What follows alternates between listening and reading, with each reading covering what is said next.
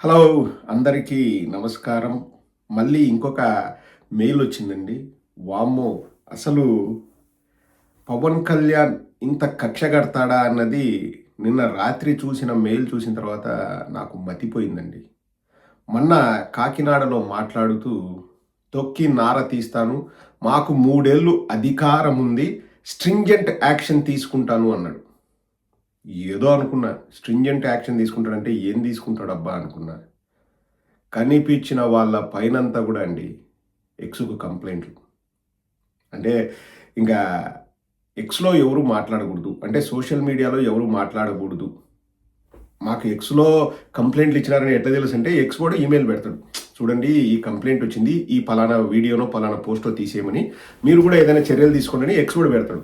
Facebook వాడు, YouTube వాళ్ళు పెట్టరు. ఇంగ ఇన్‌స్టాగ్రామ్ గురించి నాకు అంతగా తెలీదు. సో, అక్కడ లేపేసుకుంటూ పోతున్నారు. అంటే ఏంటి?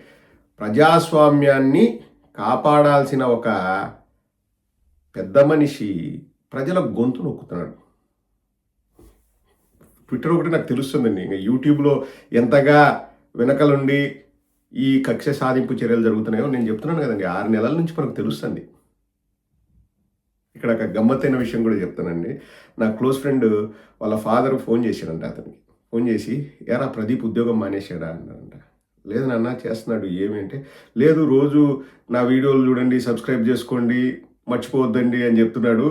ఇంక ఇది ఫుల్ టైమ్ జాబ్ లాగా చేస్తున్నాడా? ఉద్యోగం మానేశాడా అన్నాడు. అంటే నాకే విచిత్రంగా అనిపించింది. ఓహో! ఇలా అనుకునే అవకాశం కూడా ఉందా అని చెప్పేసి. అంటే కరెక్టే కదండి. నేను 5 ఏళ్లలో ఎప్పుడు కూడా సబ్స్క్రైబ్ చేసుకోండి అని అడగలేదు. కానీ ఇప్పుడు తొక్కి పెడుతున్నారు అని చెప్పేసి నేను అడిగితే పాపం మా అంకుల్‌కి అలా అర్థమైంది. సో, ఇంక యూట్యూబ్‌లో ఎంతగా చేస్తున్నారు, మనకు ఒక గ్రాఫ్ ఉంటుందండి. మామూలుగా చూస్తే లాస్ట్ 6 మంత్స్ ఒక గ్రాఫ్ చూస్తే తెలుస్తది. ఇలా కిందకి పడిపోతున్నాయి. వ్యూస్ గానీ, లేకపోతే సబ్స్క్రైబర్లు గానీ. ఇంకా ఇదే పవన్ కళ్యాణ్ తొక్కి నారదీయడం అంటే స్ట్రింజెంట్ యాక్షన్ అంటే. తెలిసింది కాబట్టి చూపిస్తున్నాను. తరువాత క్లియర్‌గా మాట్లాడుకుందాం. ప్రతి ఒక్కరికి మీరు కూడా తెలియజేయండి. ఎలా వాళ్ళు గొంతు నొక్కాలని చూస్తున్నారు. సరే చేయనీయండి. ఇంక వ్యక్తిగతంగా టార్గెట్ చేసి ఏదైనా చేస్తే ఏం చేయగలమండి? మనము ప్రజాస్వామ్యం మీద నమ్మకంతో ప్రజాస్వామ్యాన్ని మనం గౌరవిస్తూ ప్రజాస్వామ్యం మనల్ని కాపాడుతుందన్న విశ్వాసంతో మనం ముందుకెళ్తాం. ప్రజా సమస్యలపైన పోరాడతాం. ఇంకా వ్యక్తిగతంగా టార్గెట్ చేస్తా, నా దగ్గర అధికారం ఉంది, నా పవర్ ఉపయోగించి తొక్కి నారదీస్తా, స్ట్రింజెంట్ యాక్షన్ తీసుకుంటా అంటే ఏం చేయగలం? నిన్న రాత్రి వచ్చిందండి ఒక మెయిలు. 16 పేజీల రిపోర్ట్. ఒకసారి చూపిస్తాను చూడండి. నిన్న రాత్రి వచ్చిన ఈమెయిలు. ఇంకా కింద ఇవేమనుకుంటున్నారు తెలుసా? ఇవన్నీ లింకులండి. అంటే ఎవరైనా పోస్టులు పెట్టింటారు కదా! సోషల్ మీడియాలో పెట్టిన పోస్టులు ఇవన్నిటిని తీసేయాలని చెప్పేసి ఎక్స్ వాళ్ళకి లెటర్ రాసాడు. ఇంక వస్తాయి చూడండి. 2, 3, 4, 5, 6, 7, 8, 9,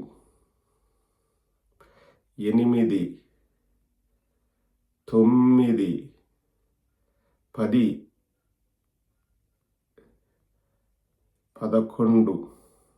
11, 12, 13, 14, 15,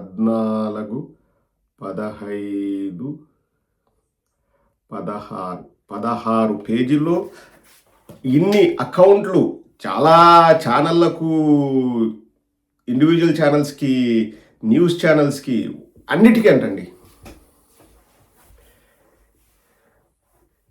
సామాన్యులు ఏం చేసినారు పవన్ కళ్యాణ్? చేతనైతే మీరు మాట్లాడుకోండి.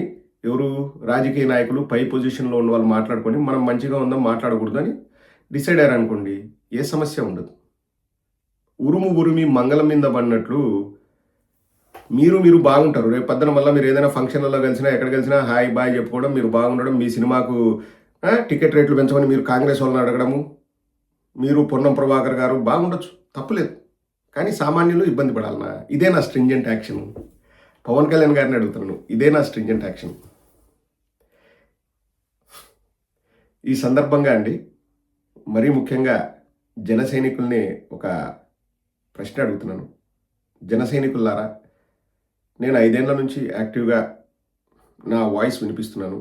మీరు కింద కొన్ని లక్షల బూతులు తిట్టింటారు నన్ను. ఏ రోజైనా వ్యక్తిగతంగా ఒకరిని ఎవరైనా పిక్ చేసి అరే ఇరే చెప్పు చూపిస్తా తొక్క తీసి నార తీస్తా అని నేను మాట్లాడానా? మిమ్మల్ని తిట్టానా?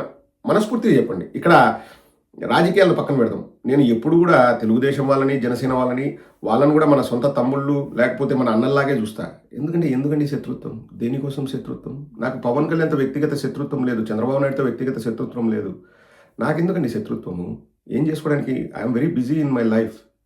కానీ ప్రజల కోసము ఇది తప్పు ఇది రైట్ అని మాట్లాడే హక్కు మనకుంది. ఇప్పుడు పొన్నం ప్రభాకరు, కల్వకుంట్ల కవిత వాళ్ళు మాట్లాడితే అది నేను పెట్టే హక్కు నాకుంది. నా హక్కును కాలరాయాలనుకోవడం ఎంతవరకు కరెక్టు? పవన్ కళ్యాణ్ గారు, ఈ సందర్భంగా నా గురించి నేను చెప్పుకునే హక్కు నాకుంది కాబట్టి చెప్తున్నాను. నేను ఎప్పుడు కూడా ఎవరిపైన కూడా చెప్పు చూపించలేదు.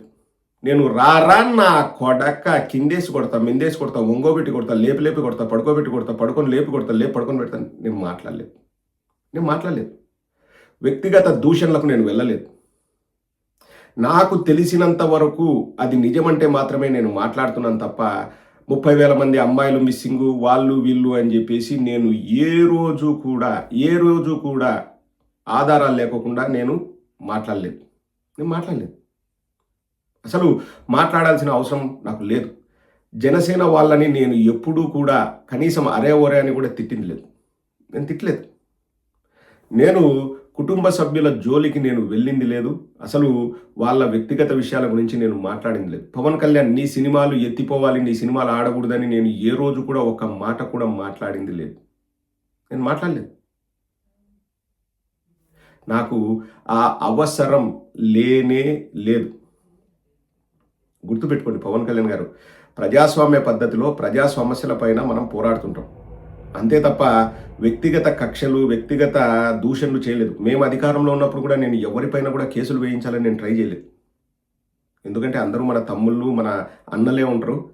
మనకేం శత్రుత్వం పెంచుకుని ఏం సాధించాలి?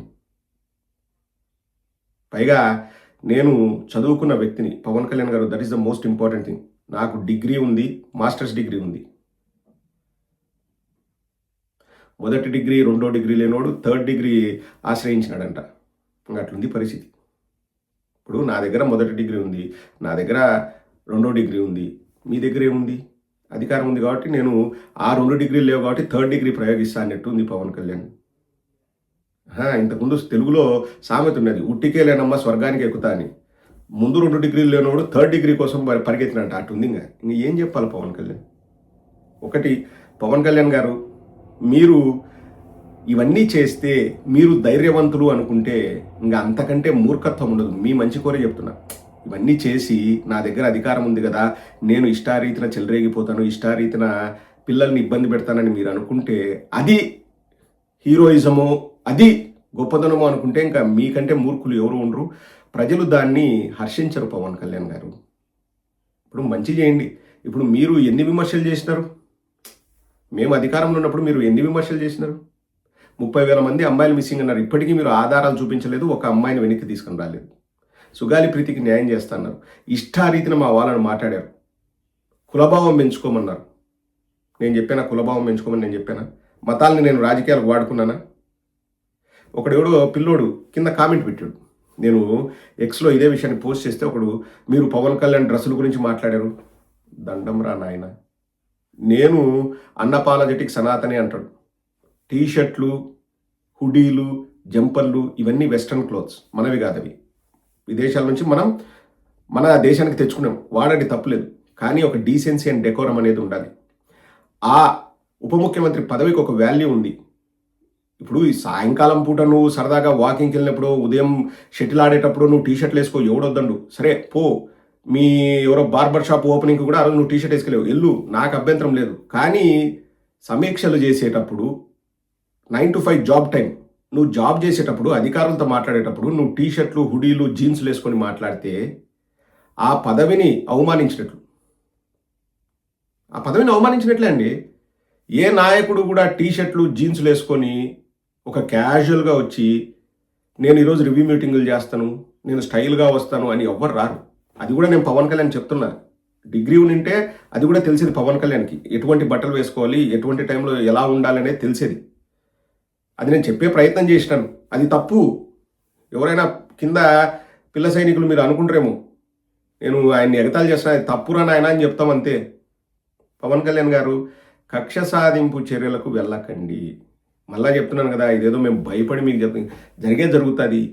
మేము ప్రజాస్వామ్య పద్ధతిలో పోరాటం చేస్తూనే ఉంటాం, తగ్గే ప్రసక్తే ఉండదు. ఎందుకంటే మాకు ప్రజాస్వామ్యం పైన గౌరవం ఉంది. ఇక్కడ భయము ధైర్యం అవసరం లే, గౌరవం ముఖ్యం. మీకు ప్రజాస్వామ్యం పైన గౌరవం ఉంటే మీరు ఇటువంటి పనులు చేయరు. ఏంటంటే 16 పేజీల్లో అంటే ఇంక మొత్తం ఎవరెవరైతే వైఎస్ఆర్ కాంగ్రెస్ పార్టీ వాళ్ళ తరపున లేకపోతే ప్రభుత్వం చేసే పనులు నచ్చక పోస్టులు పెడతారో ఇంకా అవన్నీ డిలీట్ చేయాలంట. ఇంకా రోజు అవన్నీ డిలీట్ చేసుకోమని, ఇంకా ఇదేనా నీ పని? పోలీసులు వాళ్ళ పని వాళ్ళని చేయమంటే ఆ తునిలో తప్పిపోయిన పాపను వెతుకుతారు కదా పోలీసులు. లా అండ్ ఆర్డర్ని గాడిలో పెడతారు కదా పోలీసులు. వాళ్ళను గుండాల్లాగా తయారు చేసి ఇట్లాంటి వాటికే వాడుకునేది. ఇంకేం రాష్ట్రంలో వేరే పనులు లేవా? పోలీసులు ఖాళీగా గోళ్ళు గిల్లుకుంటున్నారా? ఎందుకు పవన్ కళ్యాణ్ గారు? స్ట్రింజెంట్ యాక్షన్ అంటే ఇదే? ఇది ధైర్యం కాదు పవన్ కళ్యాణ్ గారు, ఇది పిరికి పంద చర్య. ప్రజాస్వామ్య పద్ధతిలోనే నేను చెప్తున్నా, ఇది పిరికి పంద చర్య. దీనివల్ల మీరు ఏదైనా ఆనందం పొందుతున్నారో చూసారా, ఎవ్వరు నా గురించి మాట్లాడకూడదు అని చెప్పేసి. మీరు ప్రజా జీవితంలో ఉన్నారు. మీరు ఏదైనా చేసే పనుల్ని విమర్శ చేసే హక్కు అందరికీ ఉంటుంది. మీరు విమర్శ చేయలేదా 5 ఏళ్లలో? పవన్ కళ్యాణ్ గారు ఒకసారి గుర్తు తెచ్చుకోండి. ఇంత అభద్రతా భావమా? పవన్ కళ్యాణ్ గారు ఇంత అభద్రతా భావమా? ఇది మన దేశ రాజ్యాంగం చెప్పే రాజకీయం కాదు. మీరు చేసేది ఎర్రబుక్కు రాజ్యాంగం. ప్రతి పౌరుడికి మాట్లాడే హక్కు ఉంది, వాళ్ళ అభిప్రాయాలను వెల్లడించే హక్కు ఉంది. ఎస్, విమర్శకు ఒక హద్దు ఉంటుంది. నా వరకు నేను చెప్తున్నాను, బాండ్ పేపర్ మీద రాసిస్తాను పవన్ కళ్యాణ్ గారు, ఏ రోజు కూడా హద్దు మీరు నేను విమర్శలు చేయలేదు. నేను చదువుకున్నాను, నేను డాక్టర్ని, నాకు ఫస్ట్ డిగ్రీ ఉంది, నాకు మాస్టర్స్ డిగ్రీ ఉంది. I take pride in my education. ఆ చదువును చూసి నేను గొప్పగా గర్వంగా ఫీల్ అవుతాను. ఎందుకంటే విద్య లేనివాడు వింత పశువు అని ఇంతకు ముందు పెద్దలు అన్నారు, నేను అనలేదు. అది మళ్ళీ మళ్ళీ నిరూపితం అవుతుంది. ఒకసారి ఆలోచించండి పవన్ కళ్యాణ్ గారు.